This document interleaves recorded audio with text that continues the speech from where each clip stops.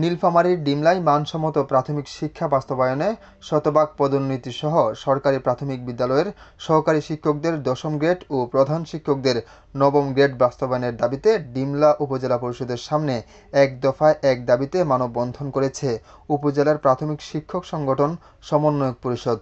প্রধান ও সহকারী শিক্ষক ঐক্যগুলি ন্যায্য দাবি আদায় করি, এই স্লোগানকে সামনে রেখে ২ অক্টোবর বুধবার বিকেলে উপজেলা পরিষদের সামনে এই মানববন্ধন অনুষ্ঠিত হয়। এতে অংশগ্রহণ করেন উপজেলার বিভিন্ন সহকারী প্রাথমিক বিদ্যালয়ের সহকারী শিক্ষক ও প্রধান শিক্ষকগণ। মানববন্ধনে বক্তব্য রাখেন প্রাথমিক শিক্ষক সংগঠনের সমন্বয়ক পরিষদের সমন্বয়ক মোহাম্মদ তাজউদ্দিন, আমজাদুল হক, রায়হান ইবনে আবিদিন, নূর আলম, হাসিমুল ফারুক ডলার, শামসুল হক, শাহেদ আদনান, হাসান শাহরিয়া, আসাদুজ্জামান কমল, অলিয়ার রহমান সহ আরও অনেকেই। মানববন্ধন শেষে বাংলাদেশের অন্তর্বর্তী সরকারের প্রধান উপদেষ্টা বরাবর বৈষম্য নিরসনে প্রাথমিক শিক্ষক সংগঠনের সমন্বয়ক পরিষদের সমন্বয়কবৃন্দ উপজেলা নির্বাহী অফিসার উম্মে সালমার নিকট স্মারকলিপি প্রদান করেন।